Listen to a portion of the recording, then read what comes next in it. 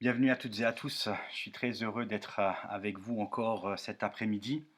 Cet après-midi pour poursuivre notre parcours de découverte euh, de la personne de Melchisédek.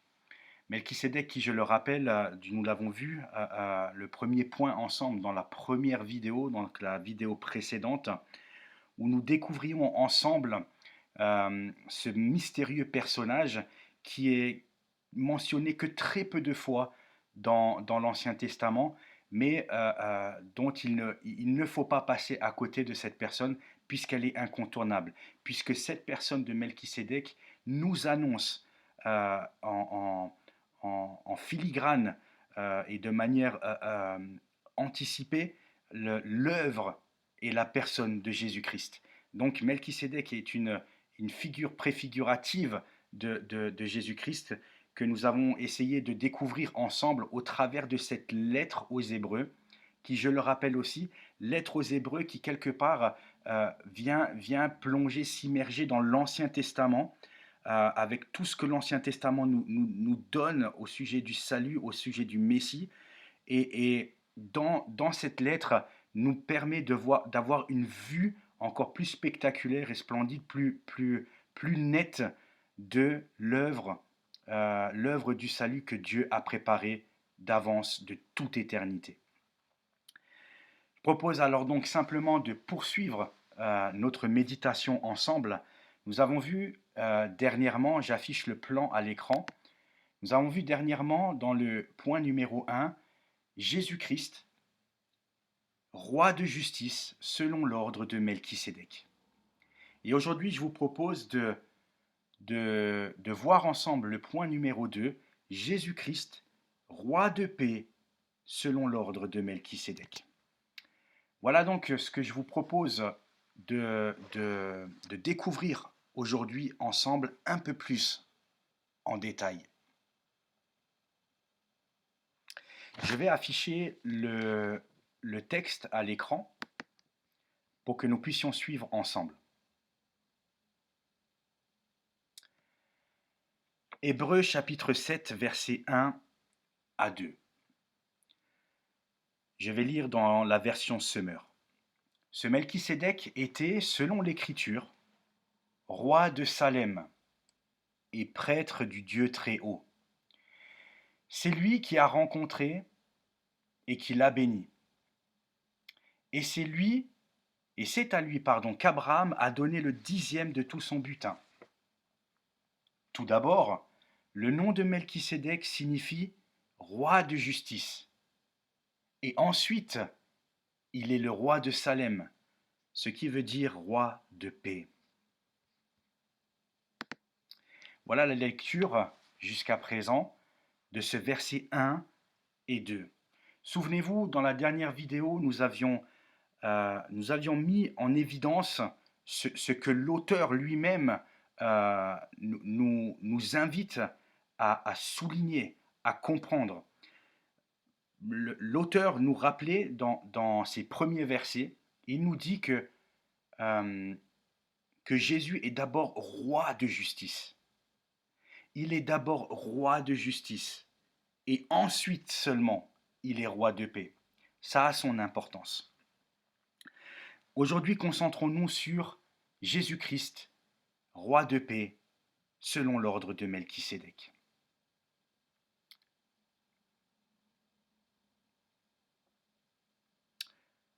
En quoi consiste cette paix? En quoi consiste la paix dont Dieu veut nous faire bénéficier? Cette paix qui, rappelons-le, ne peut être possible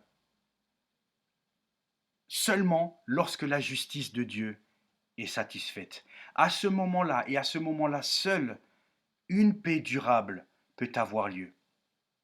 Sans justice, il n'y a pas de paix. Mais voyons un peu plus en détail de quelle paix s'agit-il? De quelle paix s'agit-il? En quoi consiste cette paix? En quoi consiste ce roi de paix, le roi de Salem? Et qu'est-ce qu'il vient apporter à la suite de la justice?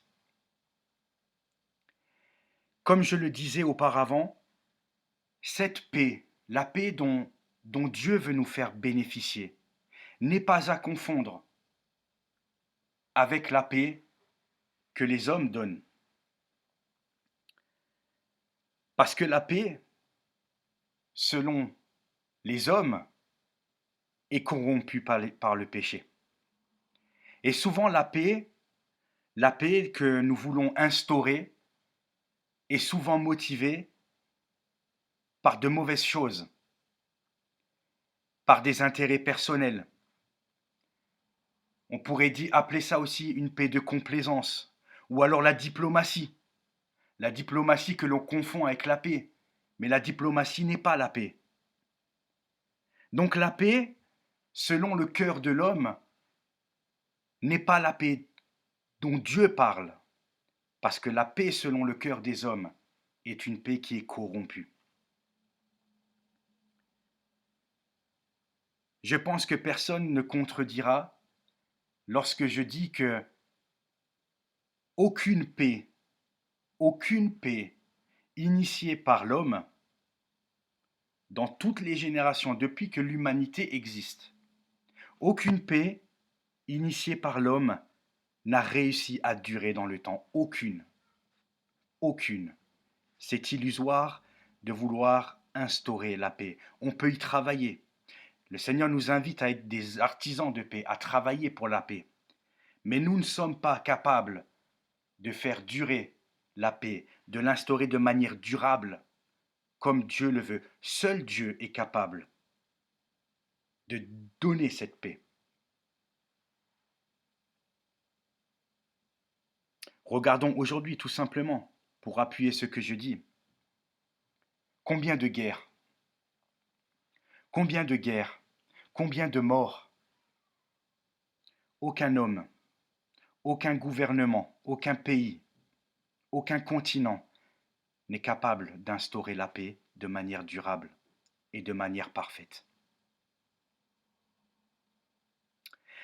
Par contre, la paix que communique le roi de justice, le roi de paix, cette paix que le roi donne pour ses sujets, elle est motivée par l'amour. Elle est uniquement motivée par l'amour. Il n'y a aucun intéressement derrière. La paix que Dieu donne, c'est une paix qui se donne, une paix qui s'abaisse. Un amour totalement désintéressé. Ce que nous, les hommes, êtres humains, hommes et femmes, ne sommes pas capables de faire. La paix que Dieu donne, elle est tout autre et tout à fait différente. C'est un amour, une paix qui se sacrifie. C'est au prix du sacrifice que Dieu a donné sa paix. Au prix de sa vie, au prix de son sang versé à la croix. Un amour qui se donne. Le roi de paix, ce roi de paix, Jésus-Christ, préfiguré par Melchisédek, offre une paix spirituelle. Offre une paix spirituelle, c'est là toute la différence. L'homme cherche à instaurer une paix de manière artificielle, de manière temporaire. Dieu veut nous accorder une paix spirituelle. Une paix qui vient inonder nos cœurs.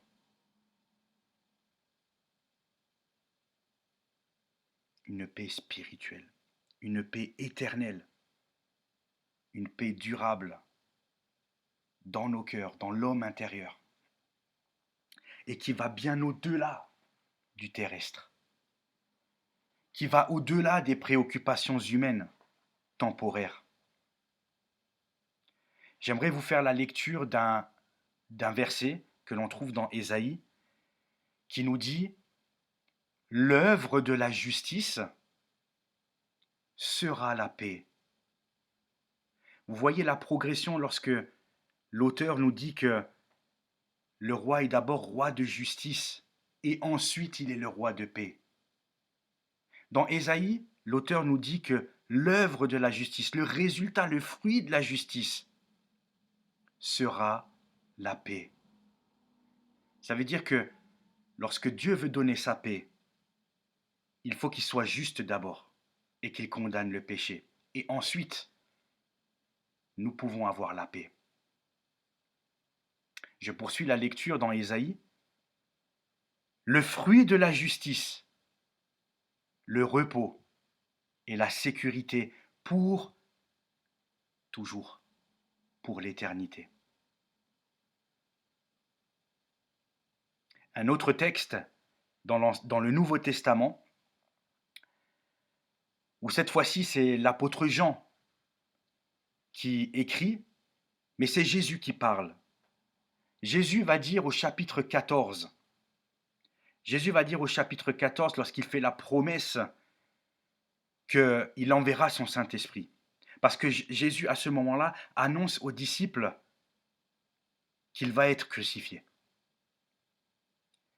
Et Jésus va dire à ce moment-là, n'ayez pas peur. N'ayez pas peur. Je vous laisse la paix. Je vous donne ma paix. Je ne vous la donne pas comme le monde donne. Que votre cœur ne se trouble pas. Jésus fait une distinction entre la paix qu'offre le monde, qu'offrent les hommes, et moi y compris, nous tous y compris, n'est pas comparable à la paix que Jésus donne. Parce que Jésus a accompli et satisfait la justice de Dieu, ce que nous ne pouvions pas faire. Et c'est pour ça que sa paix est parfaite et divine. Sa paix qui nous transporte jusque dans l'éternité.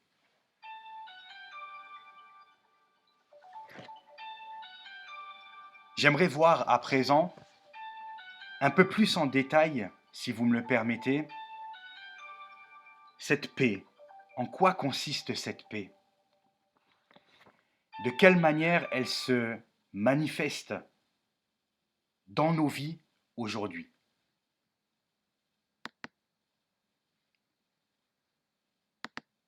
Et je vous propose de voir le plan avec moi. Jésus-Christ, roi de paix, selon l'ordre de Melchisédek.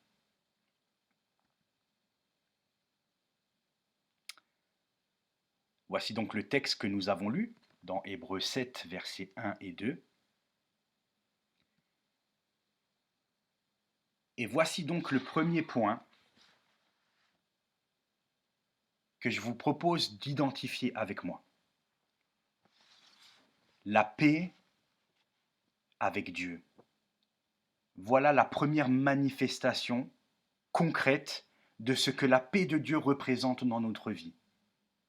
Lorsque Jésus nous dit « Je vous donne ma paix », il nous dit que nous avons à présent, grâce à lui, nous avons la paix avec Dieu. Paul nous dit dans Romains 5, verset 10, « Car si lorsque nous étions ennemis, nous avons été réconciliés avec Dieu par la mort de son Fils, à plus forte raison, étant réconciliés, serons-nous sauvés par sa vie. » Nous sommes réconciliés avec Dieu, nous avons la paix avec Dieu. Lorsque nous avons désobéi, nous étions ennemis. Nous étions ennemis de Dieu. Même si on n'est pas très méchant et qu'on ne fait pas trop de mal à personne, on ne fait pas de mal à une mouche, comme on dit, nous étions ennemis de Dieu. Parce que nous l'avons abandonné, parce que nous n'avons pas voulu qu'il règne sur nos vies. Mais lorsque Jésus nous donne sa paix, lorsque nous plaçons notre confiance en lui, alors Jésus nous dit, à présent vous êtes réconciliés. Vous êtes sauvés, vous êtes réconciliés avec Dieu.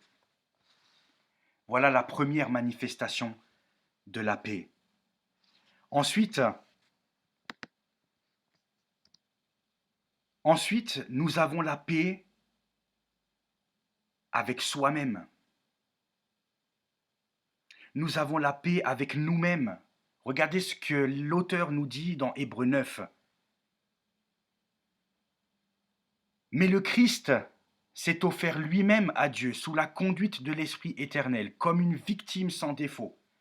À combien plus forte raison, par conséquent, son sang purifiera-t-il notre conscience des œuvres qui mènent à la mort, afin que nous servions le Dieu vivant. Son sang, le sang de Christ, purifie notre conscience. Notre conscience qui est souvent meurtrie, coupable devant Dieu. Le Seigneur nous permet d'avoir la paix avec notre propre conscience, avec ma propre personne. La paix avec soi-même. La paix avec soi-même. Une paix profonde et durable. Enfin, dernière manifestation concrète dans nos vies de cette paix que Dieu nous donne, que Dieu veut nous donner, c'est la paix avec mon prochain. Dans Galates chapitre 3 verset 26, il est écrit que maintenant, par la foi en Jésus-Christ, vous êtes tous fils de Dieu. Car vous tous qui avez été baptisés pour le Christ, vous êtes revêtus du Christ. Il n'y a donc plus de différence entre les Juifs et les non-Juifs, entre les esclaves et les hommes libres, entre les hommes et les femmes. Unis à Jésus-Christ, vous êtes tous un. Si vous lui appartenez, vous êtes la descendance d'Abraham, et donc aussi les héritiers des biens que Dieu a promis. Troisième élément de cette paix qui doit nous faire jaillir de bonheur, de joie, c'est que je peux avoir la paix avec mon prochain. Ça ne veut pas dire que je me disputerai plus jamais avec les gens qui m'entourent. Je crois que c'est une fausse réalité. Le Seigneur ne nous a pas promis une vie facile, une vie sans conflit, sans problème. La Bible regorge d'exemples, et dans le Nouveau Testament aussi, ainsi que l'Ancien, les conflits sont présents. Mais au-delà des conflits, au-delà de cela, nous pouvons avoir la paix avec mon prochain. Je peux avoir la paix et être en paix, malgré des désaccords, malgré des incompréhensions, des conflits. Je peux être en paix, c'est-à-dire ne pas chercher à éliminer, à détruire. Je peux être en paix. Je peux me reposer en celui qui est mon appui. Parce que oui, le péché, malheureusement, dès le début, le péché a entraîné une dégénérescence dans toutes les relations. Toutes les relations, quelles qu'elles soient, sont entachées et dénaturées par le péché. Que ce soit dans notre couple, que ce soit avec nos enfants, que ce soit dans nos relations avec les collègues, que ce soit quelles que soient les relations. Même avec les gens que j'aime, les relations sont entachées. Les relations sont abîmées, sont fragilisées. Mais nous pouvons avoir la paix en attendant que le Seigneur revienne.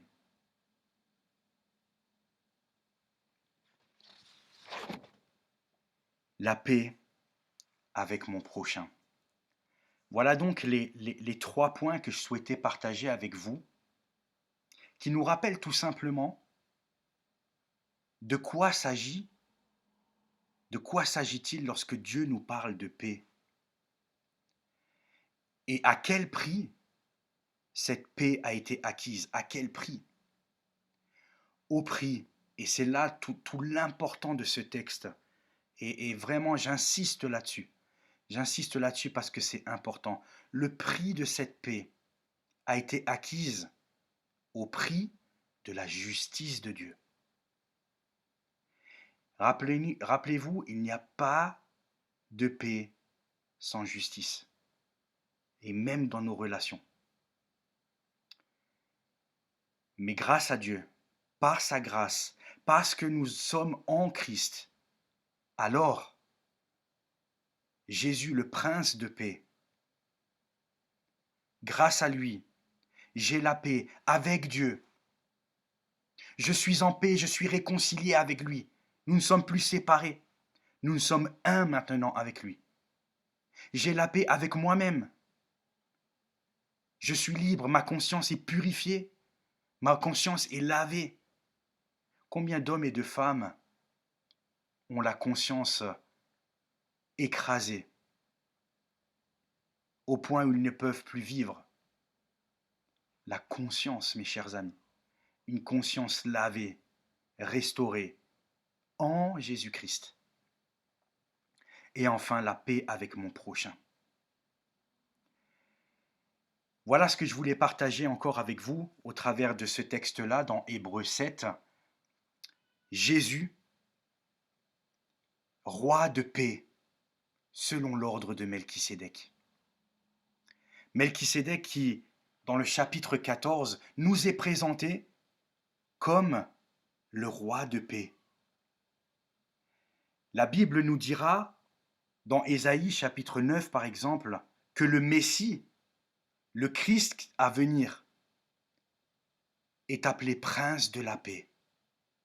Le prince de la paix. Lorsque Jésus est né, dans Luc chapitre 2, lorsque Luc nous fait cette présentation et que les anges parlent, que les anges, oui, et les bergers racontent ce qu'ils ont vu, ce qu'ils ont entendu, Jésus nous est présenté comme ce prince de la paix. Alors nous qui avons la chance aujourd'hui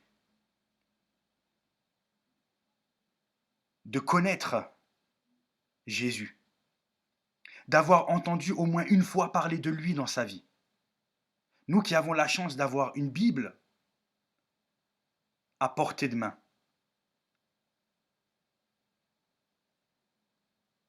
reconnaissons Jésus comme le prince de la paix.